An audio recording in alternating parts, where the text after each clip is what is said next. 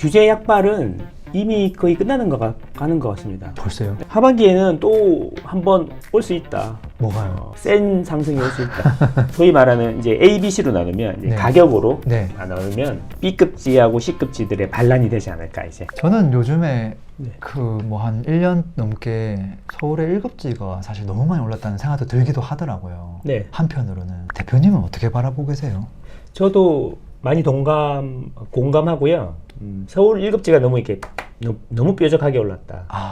예, 그 단기적으로는 좀 부담스러운 가격은 맞다. 근데 의외로 이게 예전 같으면 이 네. 정도 올라주면 주변으로 퍼지는데 이게 퍼지지 않고 계속 이렇게 뾰족하게만 올라가고 있었다.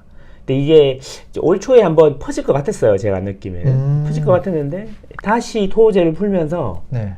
다시 쏠려 들어가는 그런 느낌이었죠. 원래 터져야 되는데 걔가 더 그쵸. 뾰족하게 가버린 거네요. 그렇죠. 그래가지고 다시 이제 물이 좀 나오려고 그러는데 그걸 다시 가둬버리는 토호제 푸는 이슈로 그래서 이제 토호제 같은 경우에는 이제 지방에도 돈 있으신 분들이 있으시니까 네. 실거주가 안 되시잖아요. 그렇죠. 이제 그분들도 이제 대거 이제 집을 사시는 계기가 됐고. 근데 그러고 나서 다시 또 토호제를 또 묶었잖아요. 그렇죠. 또 묶었죠. 그럼 예. 또 퍼질 법한데. 그래서 그게 푸집한데 이게 약간 이런 느낌인 거죠. 삼성전자 뭐 지금 뭐 5만 원, 6만 원 할 때 있었잖아요. 그저 네. 88층인데 구조대 언제 오나요? 약간 그런 느낌인데 이제 제가 보기에는 이 강남만 올리는 데는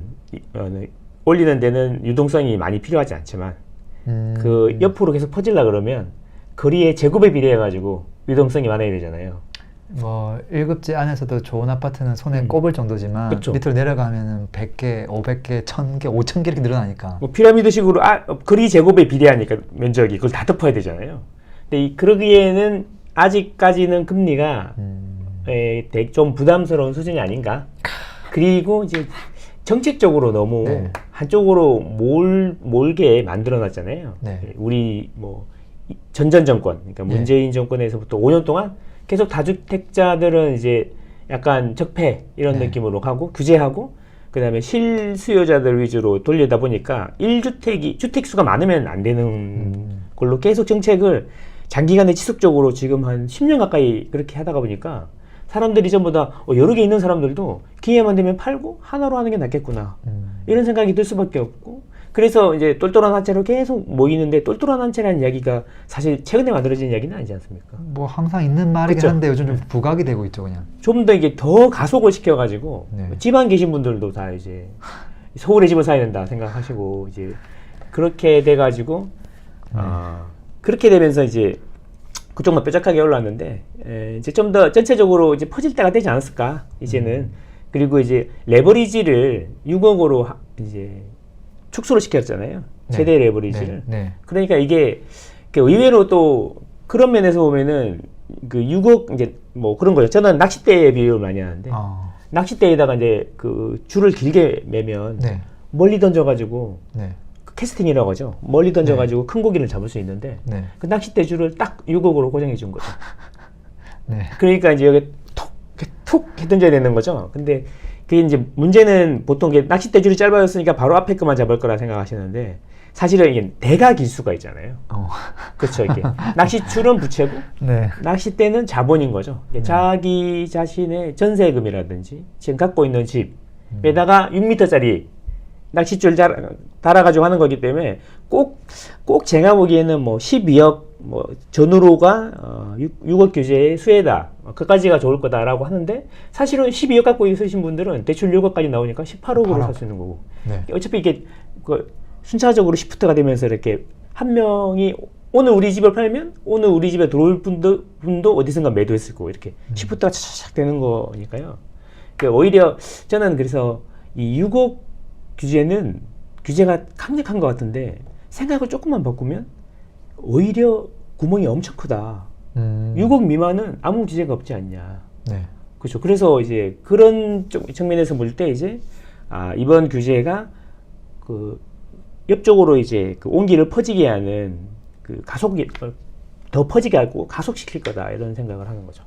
그러면은 이번 규제로 인해서 퍼질 가능성이 있다 이 말인가요? 네, 그렇죠. 아. 추가로 이제 뭐 70억짜리 이런 집이 몇 개나 되겠습니까만. 아, 예, 그러면 너무 그쵸, 예. 고가 시장이고. 그렇죠. 이제 거기서 이제 동대문이라든지 서대문 뭐 이런 쪽이 북쪽으로는 제일 대표적이고 네, 성북구 네, 네. 뭐 이런 데 대표적이고 남쪽으로는 사실 과천은 이제 뭐 거의 서울이라고 봐야 되는 거고 분당, 평촌, 수지 이런 데도 보면은 움직임이 좀 있고 가격이 점점 이제 호가도 올라가고 매매 실거래가도 올라가고 있는 걸로 봐서 네.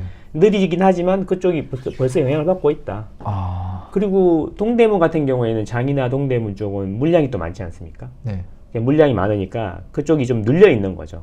그 광명하고 성남이 구성남이 그랬던 것처럼 2년 전에 가격이 비슷했거든요. 네. 근데 그때는 이제 2년 전에는 구성남이 물량이 줄어들기 시작했고 그때는 구성남은 광명은 그때부터 본격적으로 물량이 터져서 아직도 내년까지 2만 호가 입주가 예정돼 있으니까 실제로는 비슷하게 시작했는데 구성남이 이제 가격이 더 광명보다 높아지는 그런 시기잖아요 지금이. 그런 것처럼 이제 그 일부 국지적으로 입주 물량이 몰려 있는 곳들도 이제 내년 되면은 완전히 이제 해소가 되니까 그 천천히 퍼지던 게 속도가 빨라지지 않을까 이런 생각을 해보게 되고, 그리고 어차피 집이 오르면 사지 않습니까? 네. 그렇죠. 그럼 그 이야기는 거래량이 좀 늘어나야지 사는 거잖아요. 그렇죠. 그렇죠. 거래량이 늘면서 올라야 사는 거니까 일단 우리가 소위 말하는 이제 B급지 이들의 거래량이 얼마나 늘어날 거냐. 그래서 심리 지수가 얼마나 같이 올라와 줄 거냐. 요거에 이제 그거의 속도가 달려 있다. 저는 그렇게 생각합니다. 야, 그러면 사실은 이번에 규제가 나와서 네. 1급지 거래량도 많이 줄긴 줄었더라고요. 네. 그리고 또 사람들은 시간이 지나면 거래가 안 되다 보면은 그래도 조금 금액을 좀 낮추지 않을까 뭐 이런 이야기도 살짝 들리는 것 같기도 하고 또 한편으로는 끝없는 서로 생각이 너무 다르니까 그렇죠. 그래서 이게 뭐라 해야 될까 서로 줄다리가 전이 안 되는 방향으로 갈 거다. 근데 언젠가는 뭔가 어떻게 협상이 될 것 같은데 네. 그 협상의 어떤 중심이 네. 이게 진짜 또 더 우상향하는 방향으로 갈지 아니면 조금 조정이 되면서 이렇게 좀 거래가 될지 좀 의문이긴 한데 네. 이게 규제가 나오고 나면 항상 뭐 약발이 뭐 3개월, 4개월이다 뭐 길면 6개월이다 이런 이야기도 있고 말이 다 다르긴 한데요. 그렇죠. 대표님 입장에서는 어떻게 보세요? 이 지금 하반기로 가면 갈수록 뭐 1급지는 그렇다 치더라도 네. 단기가 너무 많이 올랐으니까 네. 그 다음 급지하고 그 다음 급지 좀 많이 못 오르는 지역들도 있긴 하잖아요. 맞습니다. 이런 지역들에 있어서 입장 어떻게 보세요? 일단 규제 약발은 이미 거의 가는 것 같습니다. 벌써요? 네, 데이터로 볼 때 그런 것 같습니다. 이제 6개월 이야기는 이제 논문에 이게 나온 거잖아요. 네, 최대 네. 6개월 정도 가면 대출 규제 효과는 없어지더라. 그래서 이번에는 대출 규제가 강력했다라고 이제 보통 많이 이야기를 했으니까 3개월에서 6개월 가지 않겠냐. 그런 건데 이제 저는 이제 데이터를 많이 보니까 그 네이버의 네. 주요 단지들 호가를 보면요. 구별로 조사를 해보면 호가가 이제 지난주 대비 계속 오르고 있었어요. 그죠? 네. 근데 그게 오름폭이 축소되고 있었어요. 내리진 않고. 서울도 그래서 오름폭이 급하게 떨어지다가 지지난주부터 서울은 반등했습니다. 호가가. 네. 거의 이제 제로 수준으로 갔다가 지난주보다 호가를 조금씩 올리고 있는 거죠. 특히 이제 호가가 많이 빠졌던 곳이 네. 의외로 강남 3구나 용산보다는 네. 마포, 네. 성동, 네. 광진구 이런 데가 많이 빠졌는데 네. 그것들이 다시 반등을 하면서 한국 부동산원 기준으로 지난주부터는 상승폭이 줄어들다가 오히려 늘어나기 시작했어요. 벌써. 예, 그걸 주도한 것들이 그런데 그쪽에 거래량이 많이 줄면서 호가도 많이 내려갔었는데 호가가 이제 마이너스가 됐다는 게 아니라 호가 오름폭이 작아졌던 것들이 이제 회복이 되고 하면서 서울 전체의 반등을 지금 지난주에 주도했다. 예, 야, 그래서 뭐 그럼 결론은 조정기가 예상했던 것보다 더 짧다 이 말이네요. 지금 데이터상으로는 한 달 반 만에 끝났다. 그렇게 보는 게 맞을 것 같습니다. 야, 데이터 관점으로 봤을 때는 네, 그렇죠. 하반기에는 또 한 번 올 수 있다. 뭐가요? 센 상승이 올 수 있다. 그리고 다시 이제 항상 그렇지만 네. 가을 정도는 겨울 되면 또 규제가 나오지 않습니까? 그러면 또 점점해졌다가 봄부터 또 풀리고 반복이다. 이런 식으로 되지 않을까. 야, 근데 그 반복에서도 약간 미세한 트렌드가 좀 변화되기도 하는데 그렇죠. 혹시 또 이번에 또 그 다음에 뭐 반등장이 오면 네. 어떤 변화가 좀 있을까요? 그럼 이번에는 어떤 트렌드에 좀 주목을 해야 될까요? 제가 보기에는 그 많이 오른 1급지들은 네. 빠지진 않을 것 같아요. 소위 말하는 이제 A, B, C로 나누면 이제 네. 가격으로 네. 나누면 B급지하고 C급지들의 반란이 되지 않을까 이제. 음. 이 간격을 좁히는데 따라가진 못하겠지만 네. 간격을 좀 좁히는 시간이 되지 않을까 아, 이렇게 생각합니다. 이걸 또 단어 하나 만들어야 될 것 같은데요. 예, 뭐 그런 얘기 많지 않습니까? 뭐 리플 효과니, 갭매우기니, 뭐 갭벌리기니 그런 것부터 있는데 이제 저는 그 ABC 이론이라고 하거든요. 네. A가 오르면 B가 오르고 네. B가 오르면 C가 오르는 게 당연한 거 아니겠습니까? 일반적이긴 하죠. 그렇죠. 그래서 아마 제 생각에는 이제 B급지의 이제 입지 좋은 곳들 중에 저점 대비 많이 못 오른 곳들이 이제 수익률 관점에서는 괜찮지 않을까 이런 생각이 들어요. 그러면은 키워드가 제가 느끼기엔 그거거든요. 예전에는 그냥 묻지도 말고 제일 좋은 거 사. 네. 이거였다면 네. 지금은 저평가된 거 사. 그렇죠. 약간 이런 느낌이네. 전체적으로 온기가 이제 퍼지는 그런 느낌이 되지 않을까. 야. 근데 어차피 방향이라는 게 너무 명확하게 정해져 있어 갖고 서울은 네, 네. 입주 물량이 저는 놀라운 게 이 데이터를 오래 봤지만 입주 물량이 네. 40년 만에 최저 수준으로 떨어지니까 네. 2026년, 7년, 8년 최소 3년 동안 네. 그 이유도 물론 적다고 하시는 분들도 많지만 아. 최소 그 3년 동안은 40년이니까 1980년 후반 이후로 가장 적은 물량이거든요. 근데 1980년 후반부터 아파트가 공급이 직접 본격적으로 되기 시작했어요. 네. 그럼 그렇게 보면 아파트가 본격적으로 공급되기 시작한 이후에 입주 물량이 최저점으로 들어간다. 3년 동안. 네. 네. 최소 3년 동안. 네. 그리고 금리의 방향이라는 게 지금 계속 속도가 좀 느리긴 하지만 네. 상방으로 가기는 무리가 많지 않습니까?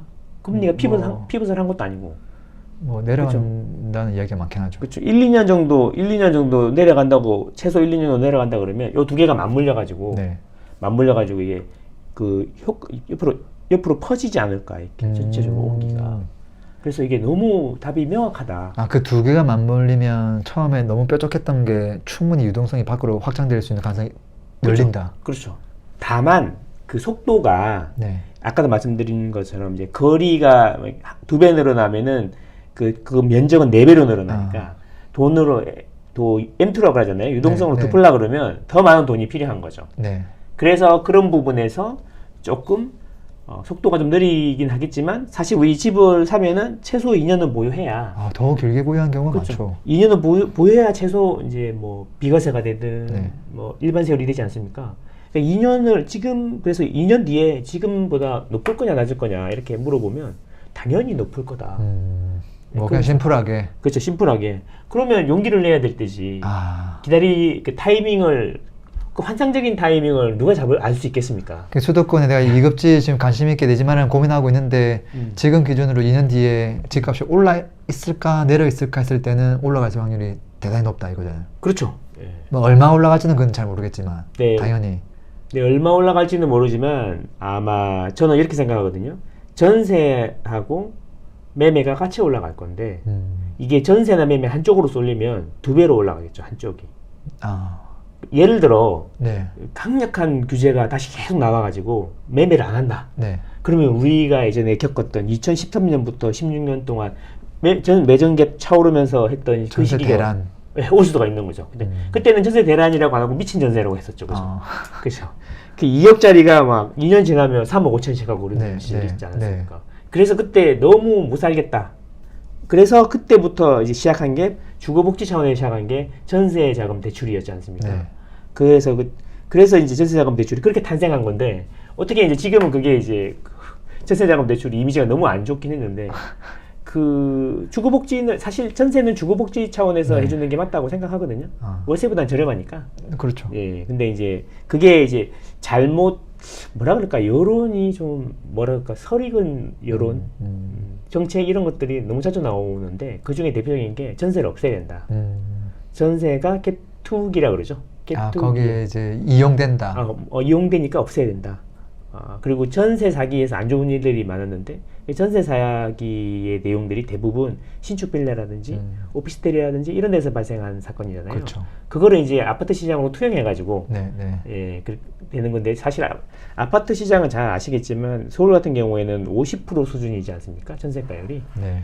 그렇게 빌라 시장이나 오피스텔 시장에서처럼 이제 전세 사기가 발생하기도 어려운 구조로 되어 있지 않습니까? 어렵죠. 예. 근데 이제 이게 묘하게 이렇게 투영이 되면서 네. 이렇게 전세를 잡아야 된다 이런 이야기들이 나오는데 어떻게 보면 좀 안타깝기도 합니다. 사실. 예. 그러면 이제 더 네. 비싼 월세로 가야 되니까 예, 그런 것 같습니다. 그러니까 세입자들의 희생으로 집값을 잡는 게 맞냐 예, 그런 생각이 좀 드네요. 근데 어쨌든 상승을 하는데 만약에 매매 전세가 이제 같이 안 올라가고 네. 한쪽으로 쏠리면 그게 좀 더 많이 올라갈 수도 있다. 네, 지금은 사실 매매 쪽으로 많이 쏠렸었죠. 특히 상급지는. 그렇죠. 전세가율이 더 벌어졌으니까. 전세는 많이 안 올랐는데 매매만 정말 많이 올랐죠. 전세는 꾸준히 이렇게 조금씩 올랐고 매매가 급등하면서 예, 이제 예, 차이가 더 벌어져 예. 버렸죠. 맞아요. 예, 그렇죠. 예, 그리고 중급지하고 이제 B급지, C급지라고 하면 B급지, C급지는 이제 그 비슷하게 계속 이제 반등하고 있었으니까 네. 계속 그 전세가율을 유지하면서 계속 오고 있고. 근데 앞으로 만약에 전세는 오를 것 같은데 매매가도 비슷하게 올라갈 확률이 높다라고 보시는 거네요. 전세는 조금 오르는데 매매만 이렇게 올라가는 일은 없을까요? 제가 보기에는 매매가 올라가는 속도가 네. 전세 올라가는 속도보다 빠를 겁니다. 아, 그렇게 보세요. 예, 저는 그렇게 보고요. 그 다음에 만약에 그렇게 안 된다 그러면 이제 전세가 올라가지고 전세가율을 채우겠죠. 그러면 결국에는 이제 제가 보기에는 전체적으로 매매든 전세든 두 개가 합쳐가지고 오르는 상승폭은 항상 비슷합니다. 아, 두 개를 합치면. 예, 그래서 제가 그 두 개를 더해서 지수를 두 개를 더해서 네. 2로 나눈 걸 많이 보는데 아. 우리 10년부터 13년 동안 장기 하향했다고 하지 않습니까? 네네네. 근데 그 두 개를 합쳐서 보면은 계속 우상향하고 있었어요. 공간 안에서 이제 매매로 가지 않으면 전세로 가서 이게 균형을 이루는 거니까. 그게 이제 어째 보면은 이게 따로 떨어질 수가 없는 게 그렇죠. 누군가가 살 집인데 내가 매매해서 살 거냐? 그렇죠. 예. 아니면 전세 사는 거고. 그렇죠. 완전히 앞면 아니면 뒷면이니까 그렇죠. 이게 많으면 작아져야 되는 거고. 그렇죠. 예. 그 맞습니다. 반대가 되면 또 반대돼야 되는 거고. 예. 그러니까 합치면 결국은 똑같은 거죠. 질량 보존의 법칙이네요. 그렇죠, 그렇죠. 예. 주택 시장, 아파트 시장이라는 공간 안에 유동성이 차오르면 어느 한쪽으로든 치우치게 되면 한쪽으로 어디든 이제 퍼지는데 한쪽으로 너무 치우치면 이제 급하게 매매가 오르거나 전세가 급하게 오르거나 이렇게 되는 건데 그게 심리가 그걸 네. 조정하는 것 같아요. 이게 매수 심리가 세면 매매 쪽으로 많이 쏠리고 야. 그 매수 심리가 약하면 결국에는 집을 구해야 되니까 전세 쪽으로 쏠리면서 이제 그러면 매수 심리가 앞으로 어떻게 될 거냐 네, 이렇게 보면 저는 이제 매수 심리 자체가 바닥을 찍고 올라온 지가 한 3년 정도 됐거든요. 네. 최저점에서 올라온 지가 3년 정도 됐는데 그 하단을 계속 올리면서 가고 있는 걸로 보면 이제는 이제 전세보다는 매매가 오르는 속도가 적어도 서울은 더 빠르지 않을까 이렇게 예상하는 거죠. 사람들은 이제 강남의 1급지에는 사실 전세가율이 40% 이하도 있긴 하거든요. 그렇죠. 사실은. 네. 좀 그런 곳을 사야 될지, 꼭 강남이 아니더라도 네. 그게 뭐 B급지든 뭐든 간에 전세가율이 낮다는 말은 그만큼 또 매매 수요가 많다는 소리잖아요. 그렇죠. 역으로. 네. 그런 곳을 또 사야 되는 건지, 오히려 아니면 전세가가 좀 받쳐주면서 앞으로도 전세가율이 계속 높을 것 같은 그런 집을 사야 되는 건지, 진짜 하반기에 좀 관심을 둔다면 어떤 지역에 좀 관심을 둬야 될까요? 저는 이제 하반기에는 아까도 말씀드린 것처럼 서울의 B급지, 특히 그 한강벨트에 인접해 있는 지역들. 서울에서. 네. 그러니까 보통 우리가 마용성, 광진구, 강동구 이렇게 저는 이게 다섯 군데 하고 네. 이제 그 동작구, 네. 그다음에 양천구 이런 데가 한강벨트에서 보면은 이제 우리 1.5군 정도로 볼 수 있지 않습니까? 거기에 네. 인접해 있는 지역들. 아, 그러니까 제일 대표적으로는 이제 동대문구, 성북구, 그다음 네. 서대문구 네. 이런 쪽이 되겠죠. 그런 데가 강하게 반등하지 않을까. 남쪽으로는 또 과천은 많이 올랐고, 그다음에 네. 분당도 많이 올랐지만 추가적인 상승 여력이 있다 생각하고 평촌, 수지 이런 쪽이 관심을 가져봐야 되고, 신축에 관심이 많으시다 그러면은 광명이나 하남 쪽에 미사신도시 쪽 이쪽으로 관심을 가져보시면 어떨까 이렇게 생각하고 있습니다. 작년에 마용성이었다면 지금은 그 인접 지역. 그렇죠. 그 작년에 과천 분당이었으면 그 인접 지역이네요. 그렇죠. 심플하네요. 딱 거기서 거기죠. 예. 왜냐면 그 흐름이 A, B, 네. C로 가니까. 그렇죠. A, B, C로 아. 하니까. 예. 근데 그 보통 그런 게 라인을 따라간다는 거죠. 네. 지하철 라인을 따라. 네.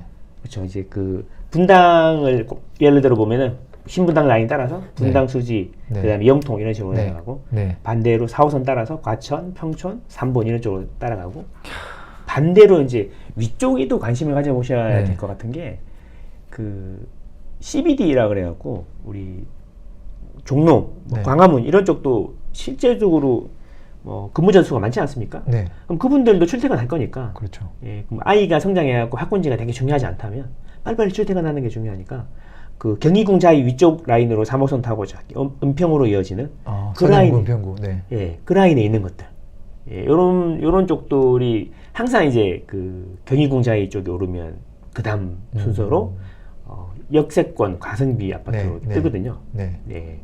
그런 라인, 그런 라인. 그래서 보면 이렇게 다 라인으로 따라서 보면 지하철 라인 따라서 보는 게 되게 심플하고 괜찮은 방법이라고 저는 생각하고 있습니다. 그래서 사람들은 고민 많겠는데요. 야, 하남을 봤다가 광명을 갔다가 지금 수지 갔다가 지금 은평구 갔다가 이게 야, 거의 뭐 동서남북 한 바퀴 다 질렀는데 야, 이런 지역들 중에서 어디를 더 관심을 가져야 될까? 혹시라도 그런 지역들 중에서 어떤 부분을 조금 주의해야 될까? 뭐 그런 것도 좀 있을까요? 그 라이프 스타일인 것 같아요. 아, 선택을 할 때. 네, 선택을 할 때 이제 나는 이게 역세권이냐 학세권이냐 이게 키워드인 것 같아요. 아, 그러니까 출퇴근하는 게 중요하냐 당신은 네. 아니면 아이를 교육시키는 게 중요하냐 그 차이인 것 같아요. 그럼 그 대표적인 지역이 예를 들어서 평촌이냐, 광명이냐. 네, 그런 식으로. 딱 그 예시네요. 그렇죠, 그렇죠. 예. 역이냐, 비역세권이라도 학군지냐. 네. 근데 보통 이제 학군지가 그 역세권보다는 비싸죠. 신축 기준으로 보면 훨씬 비싸죠. 아, 그거 맞죠. 그러다가 보니까 아이가 없는 분들은 보통 보면은 결혼한 지 얼마 안 되셨거나 결국에는 연령으로 보면 네. 중학생 부모님이다 그러면 30에 빨리 결혼해 30에 결혼한다고 하더라도 40대 네. 중반이거든요. 네. 그러면 경제 활동을 많이 했지 않습니까? 네. 그럼 자산이나 소득이 많이 축적이 돼 있겠죠. 그렇죠. 예, 그런 분들은 이제 역세권보다는 학세권을 중요하게 학군지를 중요하게 보시는 거잖아요. 네. 근데 가격이 높으니까 근데 이제 네. 우리 이제 30대 초반, 초반. 신혼부부 네. 무주택인데 소득이 좀 내시 돈 좀 모아놨다. 그럼 이런 분들은 사실 학군지에 대한 수요가 딱히 없기 때문에 네. 그 필요하진 않잖아요. 당장은 그죠. 그렇죠. 그러니까 이제 가격이 상대적으로 저렴한 역세권을 보는 것이 상승 탄력이 더 세겠죠. 예, 그래서 본인의 라이프 스타일에 맞춰가지고 하면 됐다. 그리고 또 역으로 또 생각하면은 자녀가 없고 네. 학군지 수요가 없더라도 내가 그 능력이 되면 네. 나는 역세권보다는 학세권이 훨씬 더 낫다. 아, 상승폭이 크다. 이렇게 생각하는 거죠. 결국은 학군지다 이 말이네요. 그렇죠. 근데 이제 돈이 안 되면 역세권으로 사야 된다. 아. 이렇게 보시면 돼요.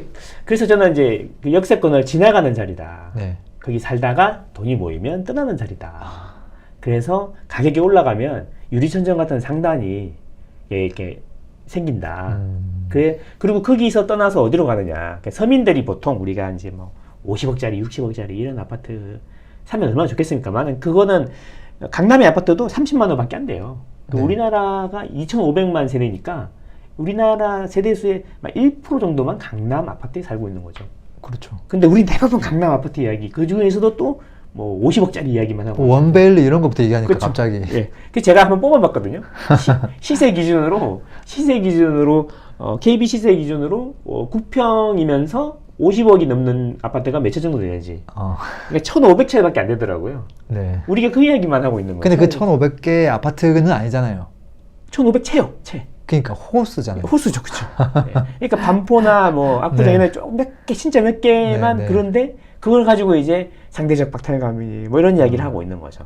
현실적으로 네. 그거는 그냥 뉴욕 집값이 너무 비싸네 이런 느낌이라는 거죠. 이게 인정해야 되는데 네. 쉽진 않죠. 그래서 이제 현실적으로 네. 과연 우리가 현실적으로는 그런 이야기보다는 네. 당장 내가 출퇴근하고 아이 키우는데 내가 지금 현금 여력 되는 범위 내에서 어떤 걸 할 수 있냐 이런 것들을 생각하는 게 좀 더 건설적이지 않나 네, 그런 생각이 듭니다. 야, 근데 지금까지 최근에 나왔던 건 대출 억제 정책이었고 네. 매수 억제 정책이잖아요. 네, 그렇죠. 근데 사실 집값을 조금 조정하려면 매도자를 압박해야 되잖아요. 매도자를 압박해야 되죠. 그래야 뭔가 좀 집을 내놓거나 네. 싸게 네. 할 텐데 네. 그럴 가능성은 없다고 보세요. 하반기나 뭐 충분히 있다고 생각합니다. 있다고 보세요. 네, 충분히 있다. 예. 그래서 이제 그 수요 억제책에서 이제 그 매도자들이 이제 유통 물량을 늘리게 네. 하는 걸 말씀들이 하시는 거잖아요. 그러니까 그 유통 물량이 늘어나게 하려면은 세금을 올려야 되는 거죠. 그렇죠. 그렇죠? 그러면 보유세를 올려야 되는 거죠. 그 기본이죠. 예, 보유세를 올려야 된다는 그래서 여론들이 좀 있죠. 전세 없애야 된다. 보유세 올려야 된다. 그리고 공급 대책을 내놔야 된다. 추가적으로. 네. 이 세 가지가 지금 이제 그 주택 시장을 바라보면 정책이나 이런 데다 그렇게 힘을 실어야 된다라고 하시는 이제 약간 하락 쪽 그쪽에 계신 분들의 주장이죠. 핵심 주장. 네. 예, 근데 세금을 올리게 되면 네. 결국에는 그게 비용으로 증가가 되지 않습니까? 그치. 그게 이제 좀 안타까운 거죠. 당장은 시원해 보일지 모르지만 그 세금이 늘어나는 만큼 가격이 증가가 되는 거죠. 그럼 최종 소비자가 누구냐? 네. 그럼 최종 소비자는 그 실제로 거주하시는 분들도 계시지만 임대로 사시는 분들도 계신단 말이죠. 그러니까 제가 집을 하나 갖고 있는데 1년에 세금이 1,000만 원이 나와요. 네. 그러면 월세가 최소 1,000만 원을 제하고도 은행 이자보다 높을 때 임대를 놓으시겠죠. 네. 그죠? 그래서 그게 2,000이라고 하면 네. 2천만 원이다. 그러면 그래서 월세 수입이 2천만 원이다. 그러면 1,000만 원은 비용으로 들고 1,000만 원 내가 하니까 은행보다 낫네. 이런 생각이 드는데 만약에 그게 1,500으로 올랐어요. 네. 그럼 이분은 2,500이 되기 전까지는 임대를 안 놓으시겠죠. 그렇죠. 그러면 자연스럽게 그 가격이 임대가 줄어드니까 가격이 이제 2,500만 원까지 올라갈 때까지는 공급이 없으니까 가격이 자연스럽게 따라 올라가겠죠. 그죠. 그래서 신규로 뭐 집을 지어도 특히 빌라 시장 이런 데는 임대를 놓으려고 그러는데 임대 수지가 안 맞으니까 아무도 사주는 사람이 없으니까 공급이 줄어들게 되고 이런 원리로 돌아가겠죠. 그래서 결국에는 당장은 시원해 보이지만 돌고 돌아서 조금만 지나면 금방 야, 그러니까 뭐 이상한 벌레가 하나 있다고 해서 얘를 그냥 없애면 안 된다 이 얘기네. 그렇죠. 이게 다 먹이사슬처럼 다 연결돼 있으니까. 그렇죠. 이게 다 연결돼요. 그래서 제가 비유를 많이 드는 게 오른손이 있고 왼손이 있는데 오른손이 맨날 보면 오른손 위주로 돼 있지 않습니까? 네, 네. 모든 세상이. 그래서 네. 왼손이 너무 화가 나는 거죠. 아. 화가 나서 오른손이 자고 있을 때 오른손을 막 때렸어. 그래서 아침에 일어났어. 네. 아침에 일어나니까 오른손이 자고 일어났더니 너무 뻐근하고 힘들어하고 아파가지고 힘들어하고 있는 거죠. 네. 근데 왼손이 보니까 너무 기분이 좋은 거야. 상쾌한 거죠. 그럴 수 있잖아요. 그죠? 근데 네. 알고 봤더니 오른손이 그래서 일을 못하게 됐어. 아. 그게 그 일마저도 일이 2배로 늘어나는 왼손이 다 해야 되는 거죠. 엄청 늘어나겠는데요. 근데 할 일이. 사실 이렇게 다 연결되어 있으니까. 네.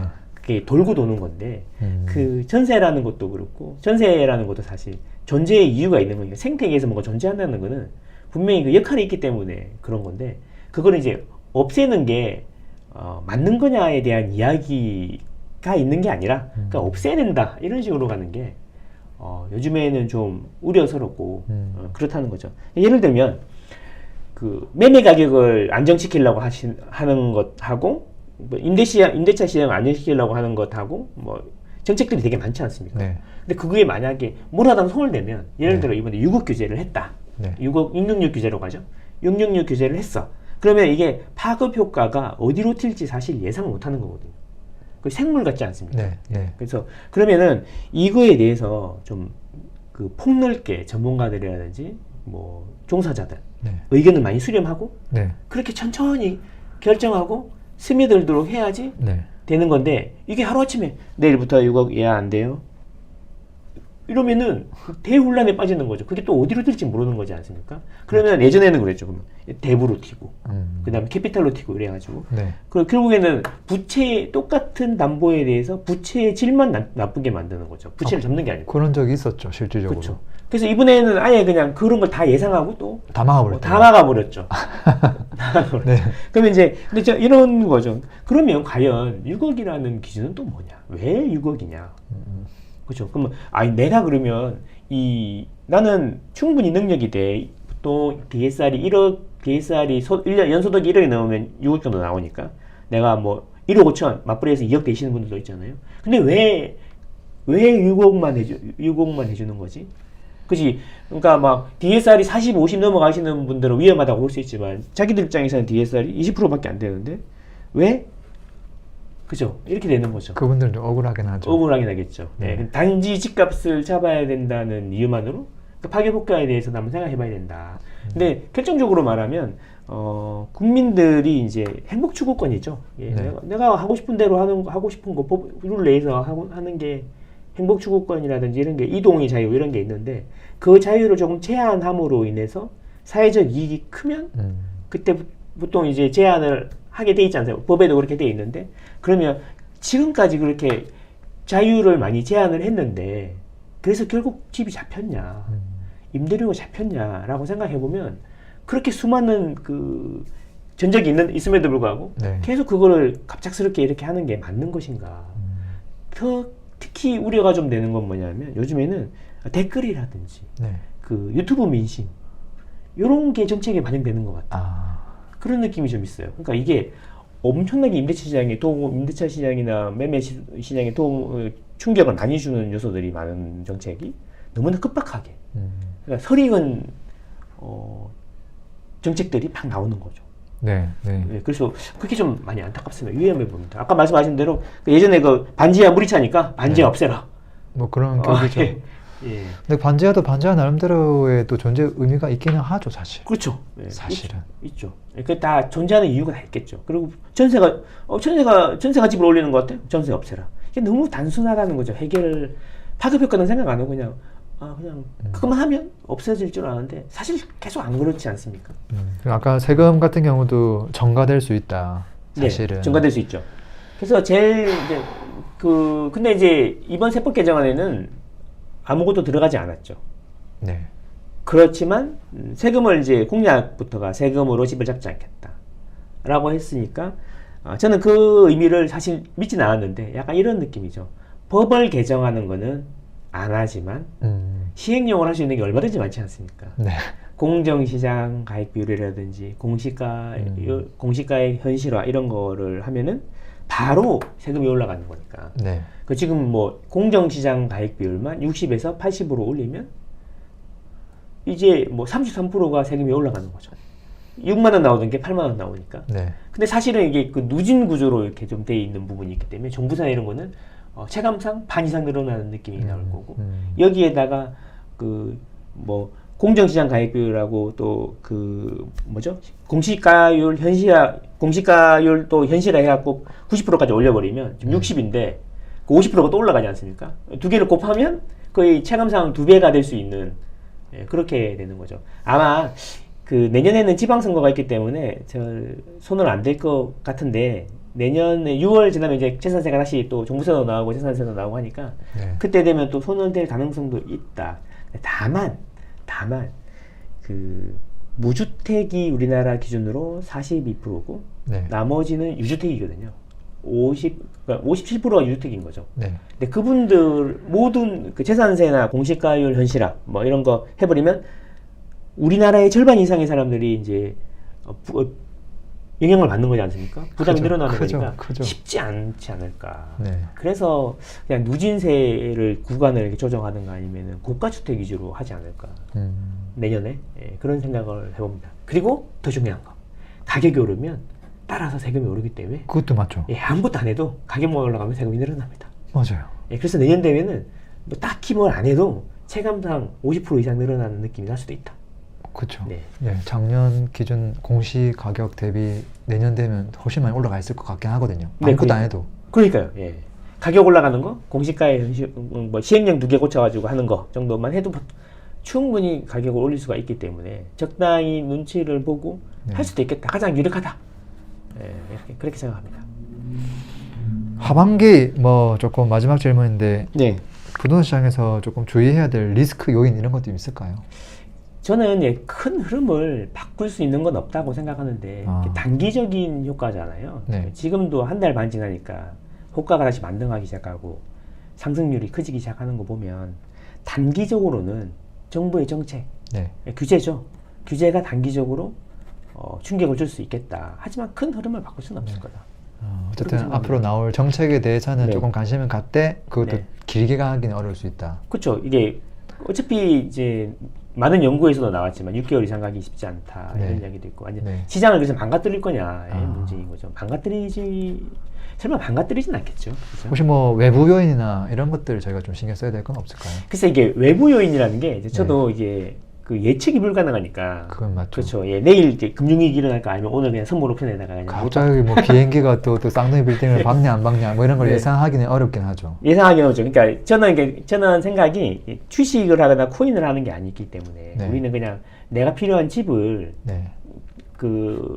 사실 인생을 살면서 100백이 현재 나이만큼 인생이 남았다고 보면 계속 집을 보유하거나 남의 집에 살아야 되지 않습니까? 네. 그러니까 자기 집이거나 뭐 임대를 해야 되지 않습니까? 네. 계속 길게 이제 시기를 늘리고 보면은 그런 게 IMF도 그랬고 금융위기도 그랬고 그다음에 코로나 때도 그랬고 길어봐야 1, 2년 지나고 나면 다시 언제 그랬냐는 듯이 원래대로 가지 않습니까? 네. 그래서 예측할 수 없는 매크로 변수에 대해서 고민을 차라리 안 하는 게 낫지 않을까? 한다고 해서 맞추지도 못하는데 그래서 그냥 볼 수 있는 거는 그냥 예측할 수 있는 건 입주 물량 네.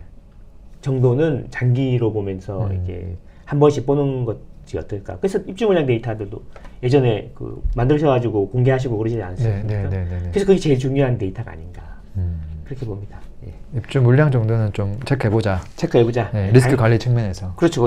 예. 네. 야, 앞으로 또 지금 이제 정책 나오고 얼마 안 됐는데 진짜 한 3개월, 6개월 진짜 올 한 10월, 11월 넘어갔을 때 시장이 어떻게 돼 있을지 네. 한번 지켜보면 좋을 것 같습니다. 네. 진짜 어떻게 흘러갈지. 아마 저는 이런 규제가 나왔을 때 이런 질문을 많이 하시더라고요. 이제 규제 나왔으니까 좀 주춤하고 그런데 좀 기다렸다가 사는 게 좋지 않겠습니까? 아, 그 질문 진짜 너무 많이 받습니다. 그죠? 그래서 제가 그러면 좀 기다렸다 사시면 좀 더 오른 가격에 사시게 될 겁니다. 이렇게 저는 답합니다. 제 주변에 매수하려고 고민했던 분들이 여러 네. 분 있는데 네. 그분들이 지금 케이스가 쫙 나눠졌거든요. 네. 첫 번째는 그냥 무조건 집을 사야 돼 했던 분들이 있어요. 네. 근데 그 중에 90%가 네. 싹 사라졌어요. 아, 일단 분명히 불과 3개월 6개월 전에는 막 사고 싶어 미쳐 있더라고요. 그렇죠. 네. 왜 저럴까 했는데 갑자기 또 보니까 싸늘해요. 네, 싸늘합니다. 맞습니다. 톡수가 확 줄었습니다. 근데 이제 이분이 이제 영원히 집을 안 살 사람은 아니거든요. 네, 그렇죠. 근데 이제 왜 그럴까 하고 봤더니 이제 집값이 이미 많이 올라 버린 것 같고 그걸 자기가 놓친 것 같고 이 오른 가격에 사기에는 좀 뭔가 기분이 안 좋고 그렇죠. 그렇다고 눈을 낮추긴 싫고 이제 그런 부류가 한 부류 있는 것 같고요. 네. 또 한 부류는 이제 그냥 혹시 이렇게 기다리다 보면 진짜 좀 더 좋은 가격이 나오지 않을까. 그 매수할 생각은 좀 더 큰데 네네네. 지금은 서로 눈치만 보고 아무것도 안 하니까 조금 시간 지나면 어떤 결과가 나올 것 같다. 그 결과를 보면서 그 집값이 좀 오른다고 하더라도 자기가 조금 뭐 지갑비를 낸다 하더라도 확실히 결과를 보고 가는 게 안전할 것 같다. 이런 유형이 딱 두 개가 있더라고요. 결과를 보고 이제 올라가는 길로 가는구나. 예. 그 길을 보고 확인하고 가겠다. 네. 아니면 내려가는 걸 확인하고 가겠다. 이 두 가지 유형이 있는데 네. 각각 유형에 있어서 어떻게 조금 뭐 조언을 드려야 될까요? 너무 올라서 네. 부담스럽다. 근데 눈을 낮추기는 힘들다. 네. 이런 부류가 있죠. 부류가 있죠. 근데 이분들은 보통 이제 만약에 그러고 이제 계속 기다리다 보면 어떤 생각을 하게 되냐면 보통은 예를 들어 내가 이제 이사 갈 곳이 10억이었는데 15억이 됐어요. 네. 그래서 너무 올라서 못 가. 그래서 근다고 내가 해서 이제 예전에 팔아가는 건데 지금 이제 12억 돼 있는 거 이걸 네. 사기는 좀 그래. 네. 약간 이런 느낌이잖아요. 근데 시간이 지나면 이렇게 되더라고요. 15억짜리가 이제 17억이 되고 12억짜리가 15억이 돼 이제. 네. 그러면 그때 사 뒤늦게 진짜 이러면 안 되겠다. 이러다가 진짜 벼락거지 되겠다. 포모에 쌓여가지고 이제 급지를 낮춰가지고 뭐라도 일단 사놓는 거죠. 그런 실수를 하시더라고요. 그때 돼서는 15억도 싸 보이네. 그렇죠. 예. 우리가 평당 1억 이야기 예전에 몇 년 전에 했을 때 에이 그거 아쿠로 리버 파크 유명했지 않습니까? 와, 근데 지금 들으니까 완전히 소름 끼치듯이 완전 똑같은데요? 그렇죠. 아니, 그러니까 8억에서 10억 됐을 때는 조용 가만히 있다가 그쵸. 12억 됐을 때 가만히 있다가 갑자기 10억 되는 순간 그때부터 막 달려들거든요. 네, 그렇죠. 그게 그 올림픽 파크 프레온에서 네. 그 우리 분양을 12억에 했는데 뭐 10억 넘게 훨씬 네. 끌렸죠. 청약 당첨되는데 어떻게 해야 돼요? 그래서 포기하셔야 된다라고 하시는 이야기를 듣고 네. 포기하시는 분들이 짤이 박제가 돼가지고 아. 막 오지 않습니까? 네. 근데 그때는 사람들이 12억에 분양을 해도 뭐 미달라고 막 분위기가 안 좋았죠. 근데 지금 이제 25억 되니까 줄을 서가지고 살려고 네. 오지 않습니까? 2배가 됐는데. 네. 네, 그런 것처럼 나중에 이제 진짜 처음에는 이게 내 손에 잡힐 것 같은 그런 느낌이 있었는데 완전히 떠나고 나면 네. 이제 이거는 진짜 안 되는구나 해서 이제 다른 거를 이제 눈을 돌리게 되는 뒤늦게. 그래서 이제 그 수업료가 많이 드는 거죠. 아. 네, 그래서 저는 그냥 누가 그렇게 환상적인 타이밍을 잡으려고 하는 사람들이 많은 것 같아요. 그 주식처럼 생각하는 것 같은데 네. 저는 이런 말씀을 많이 드리거든요. 만약에 지금 당신이 집을 살라고 했는데 5천만 원을 올려달라 그런다 주인이. 그래서 기분이 확 나빠가지고 네. 그냥 와버렸다. 그럴 수 있죠. 그럴 수 있죠. 그래서 근데 내 경험인데 시간이 막 지나고 나니까 네. 사람들이 후회를 하더라. 왜요? 뭘 후회하냐? 그때 5천만 원 더 주고 산 사람은 후회를 절대 안 하는데 아. 그때 5천만 원 때문에 안 산 사람들은 후회를 하더라. 막 5억 넘게 올라와 있겠네. 그렇게 그 랭구님의 경험이 있으실 거 아닙니까? 지나고 나면은 그냥 다 옛날에 사다가 보면 이제 뭐 막상 계속 쓰고 이제 이러고 있는데 막 아유 500만 더 올려줘요 막 이러면서 기분 나쁘지만 올려준 적이 있고 기분이 너무 나빠갖고 안 한 적도 있고 한데 저도 그렇지만 지나고 나면 야 그때 샀어야 되나? 약간 이런 생각이 많이 들지 않습니까? 뭐 500, 5천이 큰 금액일 수 있기는 한데 길게 놓고 보면 그게 진짜 그렇죠. 예. 작은 금액일 수도 있기는 하죠. 그렇죠. 그래서 이제 결국 너무 올라서 지금 손이 안 가고 그래서 내 수준 내가 원하지 않은 내 돈은 내가 원하지 않은 상품이랑 맞아. 그래서 이건 또 못 사겠어. 이런 경우에는 나중에 그게 적어도 서울권이라면 생각보다 빠른 시일 내에 후회하실 수 있다. 아, 그러면 눈높이를 낮춰서라도 밑에 거를 검토를 해야 되는 거네요. 그렇죠. 그 사람은. 네, 그렇죠. 위에 거는 이제 그냥 떠나갔으니까 안 되는 거고. 네. 포기해야 되는 거고. 근데 이제 내가 5억 가지고 이걸 살 수 있었는데 내가 5억 가지고 마용성 과천을 살 수 있었는데 거든요. 네, 그렇죠. 근데 이게 붕 날아가 버렸으니까 그렇죠. 네. 눈높이를 낮추는 수밖에 없는데. 그래서 마용성이 떨어질 거냐 밑으로 라고 반대로 물어보면 그러기는 쉽지 않겠다 이런 생각이 드는 거죠. 결국에는 장기적으로 집값을 결정하는 게 무엇인가에 대한 네. 본인만의 작은 뷰 같은 거라도 있어야 된다라고 생각하고요. 네. 그 뷰가 결국에는 금리하고 그 입주 물량이 함수가 아닌가. 그래서 주택 가격은 금리하고 수급의 함수다. 저는 그렇게 주장을 하는 거고. 네. 적어도 서울 같은 경우에는 금리는 앞으로 떨어질 거고. 네. 그리고 물량은 40년 만에 최저 수준으로 떨어지기 때문에 네. 2023년 1월을 기점으로 실거래가는 반등을 했고 네. 미미한 거 막 오른다 내린다 하면서도 계속 2년 반 이상 오르고 있고 네. 해서 장기 슈퍼 사이클의 초입에 와 있는 것 같다. 2016년이 그랬다. 네. 그쵸? 2013년부터 올랐거든요. 근데 네. 그때는 2016년이 돼도 사실 좀 아는 분들 아름아름해하고 뭐 염창동이니 뭐 등촌동이 이런데 네. 갭 작은 거 이런 것들 네. 사러 다니고 그러지 않았습니까? 근데 대부분의 사람들은 집이 다 떨어진다고 생각했었죠. 그렇죠. 그리고 2016년 되면서 강남 쪽이나 이제 핵심 지역들이 조정 지역이 다 그 풀렸다가 다시 재지정되고 이러면서 그때부터 관심을 가지기 시작해갖고 이제 사이클이 커졌을 뿐이지. 예, 그래서 저는 그래서 지금이 이게 장기 슈퍼 사이클의 초입에 와 있고 그 진행 속도가 천천히 느리고 또 일부만 막 오르기 때문에 못 느낄 뿐이다. 그렇다 그러면 지금은 뭐든 물론 뭐 선택이니까 집을 안 사고 주식이나 코인을 하셔도 되죠. 자산 형성하는 데는 네. 자신 있고 잘하시면 주식이나 코인을 해도 되는데 주택을 사고자 마음을 잡수셨다면 지금은 자산을 취득하는 시기다. 과감하게 저는 그렇게 보는 거죠. 그리고 지금 이제 올라가는지 내려가는지 방향을 확실히 정해지면 그때 사시겠다라고 하시는 분들은 네. 그러면 이제 그 객관적으로 판단하셔야 될 것 같아요. 그러니까 미디어에 많이 미디어가 막 SNS라든지 유튜브라든지 얼마나 많이 노출이 되고 있지 않습니까, 우리가? 그렇죠. 그리고 또 그 알고리즘의 신에 의해서 내가 듣고 싶은 것만 듣고 보고 싶은 것만 보는 경향이 크지 않습니까? 근데 같은 미디어도요. 네. 오늘 뉴스인데 어디는 갑자기 호가가 올랐다고 하고 그쵸. 어디는 금매가 쏟아지고 있다 나오고 그렇죠. 방향이 완전 다릅니다. 그렇죠. 그래서 이제 그 데이터 같은 걸 좀 보셔야 되는데 네. 그 일주일마다 뭐 국민은행이라든지 네. 한국부동산원에서 데이터가 나오고 그게 데이터가 어려울까봐 해설서까지 한국부동산원에서 나오지 않습니까? 그것만 꾸준히 보셔도 방향이 네. 어떤지는 알 수가 있겠죠. 그리고 전문가를 찾을 때 네. 저는 이렇게 이야기 드리거든요. 하락론도 들어보면 되게 네. 그럴싸합니다.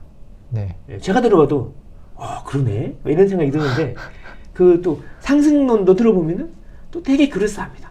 그래서 양쪽이 다 되게 맞는 말씀을 하시는 것 같은데 많은 전문가들이 있는데 그러면 전문가를 한두 명 정도는 멘토를 골라야 되지 않습니까? 네. 그러면 이제 저는 어떻게 하라고 하냐면은 유튜브를 봐라. 그럼 유튜브에 몇 년 동안 그분이 하신 말씀이 있지 않겠냐. 그럼 최소한 2023년 네. 2023년 1월 이후에 거라도 그러니까 지금 기준으로 6개월 전, 1년 전, 한 2년 전에 그 사람이 유튜브에서 어떤 이야기를 했는지를 한번 찾아봐봐라. 2023년 그렇죠. 그때부터 반등을 바닥을 찍고 올라갈 때. 그렇죠. 그때부터 어떤 이야기를 했는지 한번 봐봐라. 네. 그러면 그래서 장기적으로 계속 비슷한 흐름으로 맞추고 있는 분들이 있고 계속 반대로 이야기하시는 분들이 분명히 있을 거다. 그러면 그래서 그렇게 하면은 당장의 소음들은 제거가 되고 어떤 분들이 그냥 좀 더 시장을 잘 보시는지 이런 게 체크가 될 거다. 그래서 그런 노력을 좀 해봤으면 좋겠어요. 자동 실행이 되니까 한번 실행하면 계속 내가 보고 싶은 것만 계속 자동 실행이 되니까 맞죠. 그 자기만의 이제 우물에 빠지는 거죠. 네. 그래서 그런 방법을 강력 추천드립니다. 야, 근데 뭐 결론 나왔네. 아까 그 매수 고민 유형 1번은 눈높이 낮춰서 지금 슈퍼사이클 초입점이니까 적극적으로 움직여야 된다. 네. 두 번째 같은 경우는 뭐 확인하는 건 좋은데 객관적으로 확인할 필요가 있다. 그렇습니다. 그냥 엄하게 확인해가지고 지금 올라가고 있는데 불구하고 네. 그렇죠. 지금 뭐 금매가 나오고 있고 거래가 안 되고 있고 네. 계속 그런 뉴스만 보면은 올라가고 있는데도 불구하고 쭉 지나가 버린다는 거잖아요. 그렇죠. 예. 똑같은 이벤트에 대해서 신문 기사가 정반대로 나오지 않습니까? 그러니까요. 그러니까요. 그래서 제가 그래서 그런 이야기를 많이 드리는 게 야. 신문을 볼 때도 네. 조심해야 된다. 왜냐 신문 쓰시는 분들의 이익 구조랑 당신의 이익 구조가 다르다. 당신은 신문을 보고 집을 사거나 매매를 해야 되기 때문에 그런 이익 구조를 그래서 오른다 그러면 사는 게 이익이고 내린다 그러면 파는 게 이익인 그런 구조를 가지고 있는데 어쩌면 그 기자님은 그냥 당신이 클릭해주기만 하면 되는 그런 이익 구조일 수도 있다. 그래서 항상 객관적으로 판단할 필요가 있다. 주거 문제라는 거는 매매든 월세든 전세든 간에 자기 본인 인생에서 아주 큰 소비 활동이다. 가장 큰 소비 활동이기 때문에 매우 객관적으로 팩트에 기반해서 합리적으로 판단하는 게 맞다. 그 팩트라는 게 데이터다, 데이터. 데이터인데 일반인들이 데이터를 보기는 많이 어렵지 않습니까?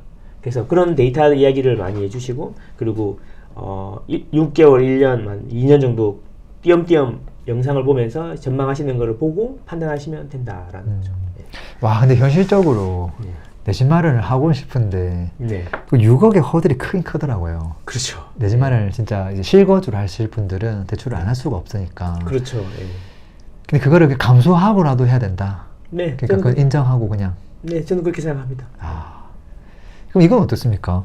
사실 내 집 마련할 때 뭐 실거주만 가능한 건 아니고 그렇죠. 일일이 사둘 수도 있기는 하잖아요. 네, 있습니다. 뭐 흔히 말하는 뭐 갭투자든 뭐든 간에. 네. 그랬을 때 지금 뭐 전세 대출도 지금 좀 까다롭게 하고 뭐 조건부 대출도 그래서 뭐 전세 투자가 막힌 거 아니냐 뭐 이런 것도 고민하는 분들도 꽤 있긴 하더라고요. 네. 어떻게 보세요? 조건부 전세자금 대출하고 태거자금, 세입자 태거자금 대출 이게 이제 막혔다. 네.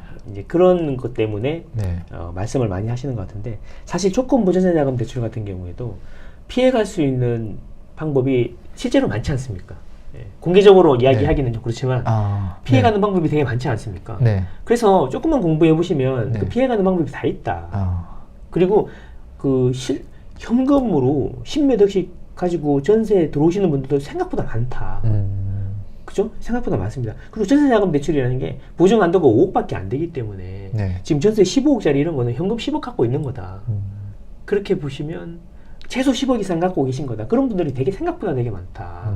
그리고 전세 연구 자료를 보면 우리나라 전세의 시가총액이 한 1,000조 정도 되는데 네. 그 중에 30% 정도가 전세자금 대출 규모는 300조 정도. 네. 그럼 결국에는 그 10억 중에 한 7억 정도는 현금, 3억 정도가 대출이라는 이야기죠. 네. 근데 그 대출이 또 이렇게 저가 전세 시장에 또 많이 포진이 돼 있다 아. 말이죠. 그렇게 보면은 의외로 현금으로 갖고 계신 분들이 많다. 그래서 이제 이런 거잖아요. 내가 사면서 전세 놓을 때 들어오시는 분이 전세자금 대출 받아오면 어떻게 해요? 이건 거잖아요. 조건이 매우 까다롭습니다. 내가 사면서 당일에 잔금을 쳐야 되는데 그분이 또 전세자금 대출을 받아오셔야 되는 거죠. 그러면 딱 걸리는 거죠. 그렇죠. 그러는 거죠. 그거 세 개 중에 하나만 틀어줘도 아, 가능한 거죠. 네. 예. 뭐 그냥 뭐 임차인이 거주하고 있는 집을 사도 되고, 그렇죠. 뭐 예를 들면 그렇죠, 그렇죠. 임차인이 거주하고 있는 집을 사도 되고, 뭐 임차인이- 주인이 전세를 살아주는 집을 사도 되고, 네. 이미 전세에 들어있는 그 집을 이제 승계해가지고 이제 유지하셔도 되는 거고, 여러 가지 방법이 있는 거죠. 그리고 이제 문제는 이제 보통 지금은 다주택자들이 집을 막 사는 분위기가 아니고, 네. 이제 무주택이나 무주택이신 분들이 집을 살라는 분들 경우가 많은데, 내가 분명히 집이 올라갈 것 같은데 돈이 너무 없고 실거주가 안 되니 전세를 껴서 미리 사놓고 나중에 들어가야겠다 이런 분들도 많으신데, 사실 이런 수요가 투기 수요인지는 네. 잘 모르겠어요. 투기라는 게 뭐 주관적이기 때문에 뭐 내 집 마련도 그거 100% 투기가 아니라고 볼 수 있을까요? 그러니까 실거주라도. 보는 관점에 따라서 다른 게 아닌가. 네, 그냥 네. 저는 자연스러운 사회 현상 아닌가. 네. 뭔가 더 좋은 것을, 더 많은 것을 쫓고 있는 인간의 본성인데 그 음. 본성을 막을 수 있겠냐. 네. 저는 그런 생각이고요. 뭐 그래서 이제 막 주택에 들어오시라는 분들이 실거주는 안 되고 전세 끼고 막 살려고 사는 방법을 선택하다 보니까 두려운 거죠. 저도 제일 처음에 집을 샀을 때 전세 끼고 샀었는데, 네. 2년 뒤에 나가시는데 내가 저 돈을 못 갚아주면 어떡하지? 이런 고민 되게 많이 했었거든요. 네, 네. 아마 그런 마음이실 거란 말이죠. 그러면 대출 받아서 해주면 됐는데, 내년에는 전세 대금 자금 대출이 1억밖에 안 됐네. 아, 전세 5억 끼고 살 건데. 이런 고민 많이 하시는데, 아까도 말씀드렸죠. 의외로 70%의 현금으로 전세 하시는 분들이 많다. 그래서 제가 보기에는 그 전세가 없어지지도 않겠지만, 이제 전세 끼고 사는 게 불가능한 것도 아니고 너무 어렵다 이런 것도 아니라고 생각합니다. 어찌 보면은 전세 끼고 사두는 분의 입장에서 워낙 경험이 없고 그러다 보니까 그렇죠. 그 불안함이 어떻게 보면은 그게 그렇죠. 문턱이네. 그렇죠. 어찌 보면. 그렇죠. 그 불안함, 저도 그랬으니까. 그 불안함인데, 그래서 이제 롱폼을 많이 보지 않습니까? 유튜브를 바로 검색하지 않습니까? 딱 검색했더니 양쪽으로 쫙 갈려 나오는 거죠. 이게 전세 끝났다. 아. 갭 투자 끝났다. 뭐 망했다. 막 이렇게. 하면 안 된다. 이렇게 전세 되면. 소멸의 시대. 막 이런 거 자극적이지 않습니까? 예. 그래서 그런 걸 보니까 이제 듣고 있으면 그럴싸하지 않습니까? 아. 예, 그렇죠. 혹시 뭐 무주택자하고 이제 1주택자 분들이 아무래도 고민을 제일 많이 할 것 같기는 한데요. 네. 그분들이 내 집 마련할 때 지금 상황에서 좀 필요한 전략이 좀 있을까요? 저는 이제 살 수 있는 거를 고민해야 된다라고 생각하거든요. 그게 전략이네요. 그렇죠. 살 수 있는 걸 고민해야 된다. 그래서 뭐냐면 당신이 돈을 얼마까지 동원할 수 있는지를 먼저 계산해 봐야 되는 거죠. 내가 뭐 아까도 말씀드렸지만 50억, 70억짜리는 0.0000 몇 프로밖에 안 되는 거니까 현실적인 방법을 생각해 봐야 되는 건데, 그래서 이제 내가 가용할 수 있는 현금이 얼마 정도 되는지 파악을 해봐야겠죠. 네. 뭐 현금이 그리고 현금이 아니라 그래도 제가 갖고 있는 집 네. 팔면 얼마 되는지, 네. 그리고 이제 그 전세 보증금 또 네. 이런 게 자본이 되겠죠. 거기에다 추가로 레버리지는 6억까지니까 네. 소득 대비해서 6억 이하로 이제 나오겠죠. 그 두 개를 합쳐가지고 살 수 있는 것들을 골라야 되는 거죠. 그래서 이제 예를 들어 내가 대출까지 해서 한 8억까지 동원이 가능하다. 그러면 8억으로 살 수 있는 것들이 어디 있는지를 먼저 알고 해야 범위가 확 줄어들기 때문에 판단이 쉬운데, 네. 그 막막하지 않습니까? 막 이제 내가 집을 사고 싶은데 이거 8억짜리 집이 10억이 됐대, 뭐 5억짜리 집이 뭐 얼마 됐대, 이렇게 하면은 갈피를 못 잡는 거죠. 평천이 좋은 거야, 분당이 좋은 거야, 막 이렇게 하면 그러니까 가능한 거를 해야 되는 거죠. 그러니까 자기가 동원할 수 있는 돈하고 레버리지하고 자본을 합쳐가지고 얼마 정도 되는지 해보는 게 좋고, 두 번째로 그 다음에 이제 매매의 방법을 생각해봐야 되는데, 들어갈 건지 네. 아니면은 전세 끼고 살았다가 나중에 들어갈 건지, 네. 이런 걸 고민해봐야겠죠. 그거에 따라 전략이 또 완전히 바뀔 수 있지 않습니까? 그렇죠. 똑같은 현금 5억이라고 하더라도 대출 받아서 10억짜리를 들어갈 수가 있는 경우가 있고, 똑같은 현금 5억이라고 해도 15억인데 전세가 10억인 걸 살 수도 있는 거잖아요. 그럴 수도 다양하게 또 그 전세를 끼고 사느냐 아니면 내가 들어가느냐에 따라서 다양하게 전략이 나오는 거니까. 또 요즘은 또 실거주가 안 되는 지역도 있다 보니까 그렇죠. 거기에 따라 지역이 달라져 버릴 수도 있을 것 같기도 하고요. 그렇죠. 그래서 이제 그 가격대별로 해가지고 뭐 우리 요즘에 앱들 보면은 이제 가격대별로 해서 이렇게 소프트하고 뭐 필터링하고 이런 네. 것들이 기능이 좋은 네. 것들이 많으니까 그런 거 활용해갖고 대충 어느 지역이 나의 이제 타겟팅이 되는지 정하시고 자기의 이제 라이프 스타일을 고려해야죠. 출퇴근 어디를 하고 뭐 아기가 있으시다면 학원은 어디 보내고 이런 게 있으실 거 아니에요. 그렇게 맞춰가지고 그 지역의 단지를 몇 개 찍어서 이렇게 범위를 점점 좁히는 거죠. 네. 그래야지 판단하기가 쉬운데 이제 집은 사야 되겠는데 어떻게 해야 되나 이렇게 하면 이제 너무 뭐 동작구가 좋을까, 마포구가 그렇죠. 좋을까, 강동구가 좋을까, 네. 어디가 좋지. 그래서- 뭐 그렇게 정도 생각하겠죠. 그 톡방에다가 이제 올리죠. 한 5억 있는데 뭐 네. 동작구가 좋을까요? 뭐 마포구가 그러니까요. 좋을까요? 그러면은 가격은 알아보셨어요? 뭐 알아보신 단지라도 있어요?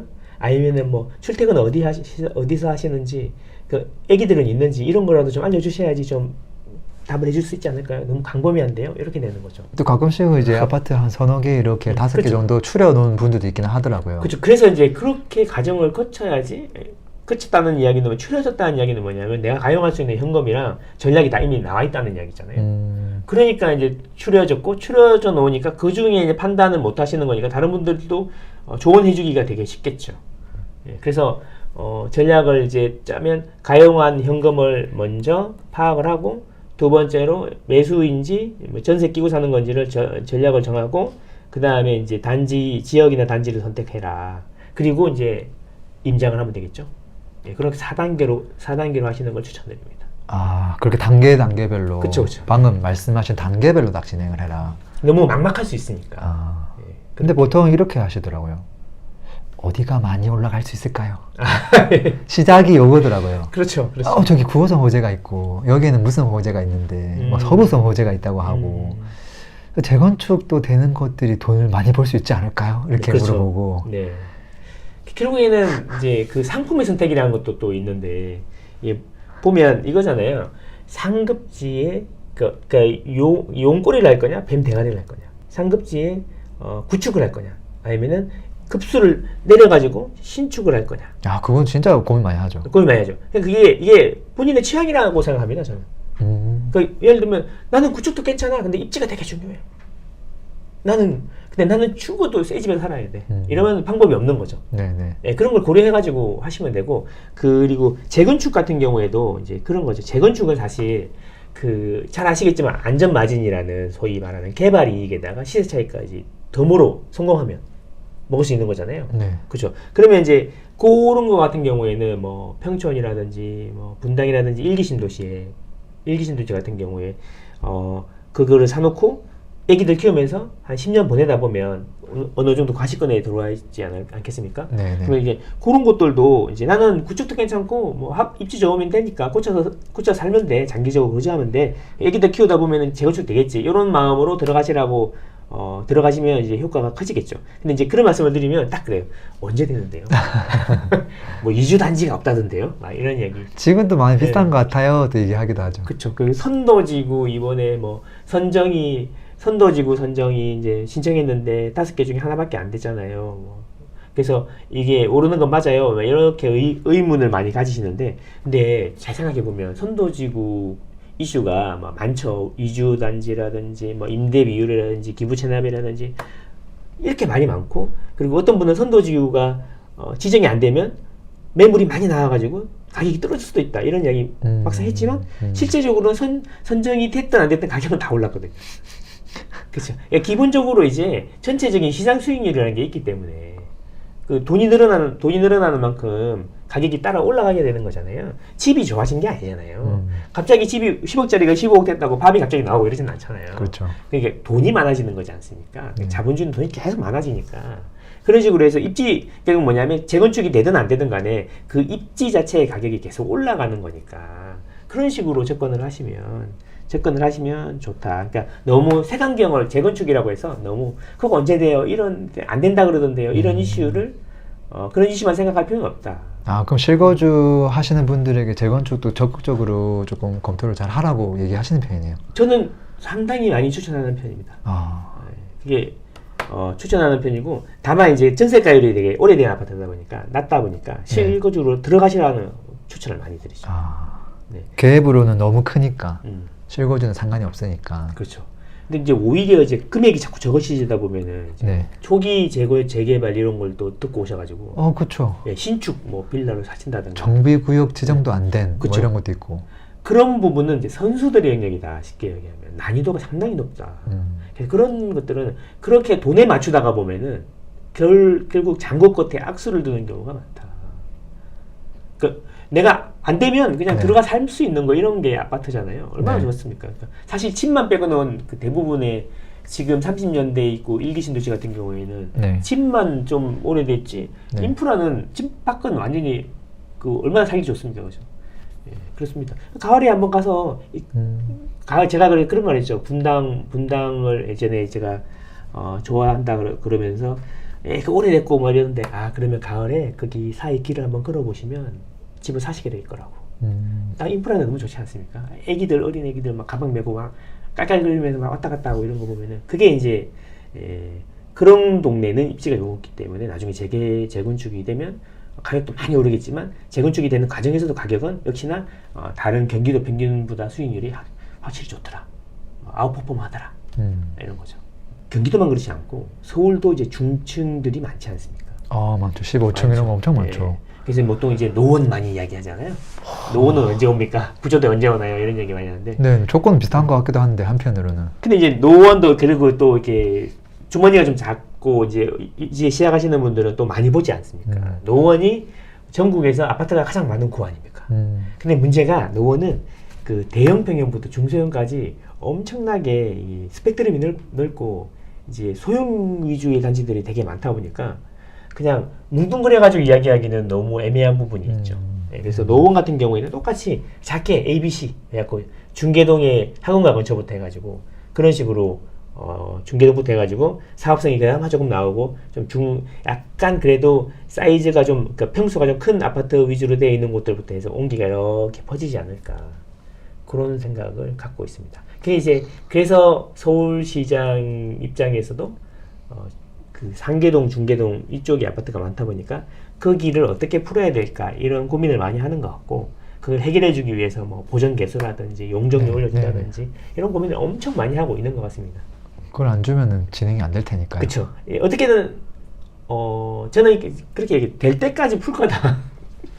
아니면은 가격이 오르든가 둘 중에 하나일 거다. 노도시 이제 특별법으로 지금 지방도 뭐 해운대구 일부 이제 뭐 신시가지 동네도 바꾸겠다고 발표가 나오긴 했었고 부산에서. 그렇죠. 뭐 사실 뭐 분당만 해줘야 되는 건 아니긴 하니까. 그렇죠. 근데 그런 맥락으로 따지면 서울에도 사실 여기저기 많거든요. 근데 이제 그 노후계획도시 특별법을 적용을 하려면 노후계획도시 특별법에 맞춰서 기본계획이라는 걸 짜야 되는데 일기 신도시는 대부분 다 짰는데 서울시는 비협조적이에요. 그래서 제가 알기로는 가양동 쪽만 그렇게 계획을 맞춰서 짰고 나머지는 아예 수립을 안 하고 있고 그 우리 또 서울시장님은 오세훈표 이런 거 좋아하지 않습니까? 본인만의 색깔 모아타운부터 해가지고 항상 뭐 흰통기 이런 본인만의 색깔을 중요하게 생각하시잖아요. 그래서 그 보전 개수라고 해갖고 용적률 올려주는 거라든지 역세권 뭐 해가지고 300m, 200m 안에 또 용적률 올려주고 이런 것들을 해가지고 자기만의 그런 색깔로 추진하려는 것 같아요. 그래서 서울은 약간 다른 관점으로 접근해야 되지 않을까 싶고 부산 같은 경우에도 이제 화명신도시라든지 그 자동신도시라든지 하나는 세 군데를 지정을 했는데 부산 같은 경우에는 그 가격이 일단 그 사업성이 나올 만한 가격이 지금 될라 그러면 그래도 그나마 자동 정도? 근데 자동도 실제로 뜯어보면은 용적률이 250% 이상이라서 부산 250% 이상이라서 어렵겠다 했는데 이번 계획 보니까 360%까지 올려준다고 돼 있더라고요. 그러면은 가능할 수도 있겠다 이런 생각이 드는데 거기 해운대 신도시 빼고 나머지 광역시급에서는 노후계획도시 적용해도 진행이 되는 곳이 있을라나? 뭐 둔산동 크로바 정도? 그 정도 되면 되지 않을까? 막 이런 생각입니다. 지금 현재 가격으로는 그렇다는 거죠. 네, 뭐 내 집 마련 시작해서 갑자기 또 지방까지 한번 야, 예. 뭐 재건축이 나오다 보니까 네. 야 이거는 덩치가 크네요. 이거는 그러네요. 뭐 재건축 재개발은 사실은 또 큰 테마라서 네. 별도로 좀 다뤄야 될 것 같고 네. 마지막 질문 좀 드려야 될 것 같은데 네. 야 항상 그 집값은 언제든지 저렴하진 않잖아요. 그렇죠. 절대적인 느낌으로 따졌을 때 그리고 지금 내가 내 집 마련 해야지라고 마음을 먹은 사람 입장에서는 항상 불안하고 망설여지고 그런 부분이 약간 공감되기는 하거든요. 그렇죠. 네. 지금도 아마 계속 망설이는 분들이 있을 것 같기는 합니다. 네. 그분들에게 좀 한마디 해주신다면. 네. 결국에는 이 남은 인생 기간 동안에 평생 이제 사람은 주택이 꼭 있어야 되잖아요. 그게 남의 집이든 자기 집이든. 네. 그러면은 결국에는 그래서 은행 이자보다는 좀 아웃퍼폼 해야 되지 않습니까? 그런 곳을 찾는 게 이제 찾는 이슈가 되겠죠. 결국에는 살아난 이야기인데 이제는 예전에 좀 다르다. 예전에는 모든 게 부족했다. 그래서 집이면 됐다. 아. 그래서 강남 아파트하고 중계동 아파트하고 가격 차이가 크지 않았다. 뭐 2, 3천만 원 보태면 중계동에서 강남으로 올 수 있을 정도였다. 98년 즈음에 신문 기사를 보면 그 정도로 큰 차이가 없었다. 근데 지금은 천재 차이다. 그래서 지금은 모든 게 풍부하기 때문에 모든 게 부족하던 시대가 아니기 때문에 좋은 걸 찾는다 사람들이. 그래서 그러면 이런 시각을 가지셔야 된다. 집을 사서 당장 2년 내에 팔기도 힘들다 올라도 세금 때문에. 그리고 한 번 사면 장기적으로 가져가셔야 되니까 수익을 관측하는 기간을 길게 봐야 된다. 여기 단기적으로 실거주할 집을 뭐 6개월 내에 뭐 한 달 뒤에 2달 뒤에 오를 거냐 내릴까 이런 걸 걱정하지 마시고 10년 정도 지나고 나면 어디가 제일 많이 오를까 이런 걸 고민해봐야 된다라고 보고요. 제 개인적인 생각인데 도심에 물량이 지속적으로 안 나오는 곳이 많이 오르더라. 예를 들면 일기 신도시 같은 경우에 분당하고 일선하고 똑같은 가격에 분양했다. 근데 지금 이제 거의 3배 정도 차이 난다. 그렇게 된 이유가 제가 보기에는 공급이 지속적으로 일산은 많았어요. 일산에는 무슨 지구가 많지 않습니까? 또 주변에도 또 공급이 또 있고 덕양구 있고 네. 아래쪽엔 김포 있고 검도 파주도 있고 뭐. 네, 또 이렇게 뒤쪽에서 파주가 또 버티고 있고. 근데 분당 쪽은 딱 산으로 다 쌓여가지고 더 이상 확장이 불가능한 구조로 되어 있는데 거기에 돈하고 사람들이 자꾸 모이니까 가격이 뾰족하게 올라갈 수밖에 없는 그런 구조더라. 그래서 결국에는 서울 도심 같은 경우에는 더 이상 집을 지을 공간이 없다. 이미 집이 있기 때문에. 그래서 그 도심에 확장이 불가능한 그런 쪽을 많이 보시는 게 좋겠다. 그게 보통 경부 라인이라고 그러잖아요. 그러니까 구조적으로 지리적으로 우리 서울 기준으로 보면 왼쪽에 한강 하류다 보니까 넓게 평야가 넓게 퍼져 있지 않습니까? 거기 지속적으로 공급이 들어오더라. 동쪽은 구조적으로 이게 안 되기 때문에 시간이 갈수록 가격 차이가 크더라. 그래서 지역을 선정하실 때 그런 부분을 장기적으로 보시면 그런 부분을 잘 보셔야 된다. 그리고 과감하게 결단하시면 된다. 1, 2년은 힘들지 모르지만 과감하게 길게 보고 구매하시기를 바란다. 다만 본인이 너무 레버리지를 크게 일으키면 안 되는데 저는 개인적으로 지금 본인이 대출을 받았는데 그 이자가 2배로 늘어나도 파산하지 않을 정도면 과감하게 해야 된다. 이렇게 생각합니다. 심플하네요. 망설이는 분들을 위한 또 조언, 또 실질적으로 도움이 좀 되었으면 좋을 것 같고요. 또 오늘도 저희 망고 대표님 또 좋은 이야기 많이 들려주셔서 또 뜻깊은 시간이었던 것 같습니다. 다음 시간에도 또 제가 또 꼬드겨가지고 또 다른 주제로 또 한번 더 찾아뵙도록 하겠습니다. 오늘 긴 시간 너무 고맙습니다. 감사합니다.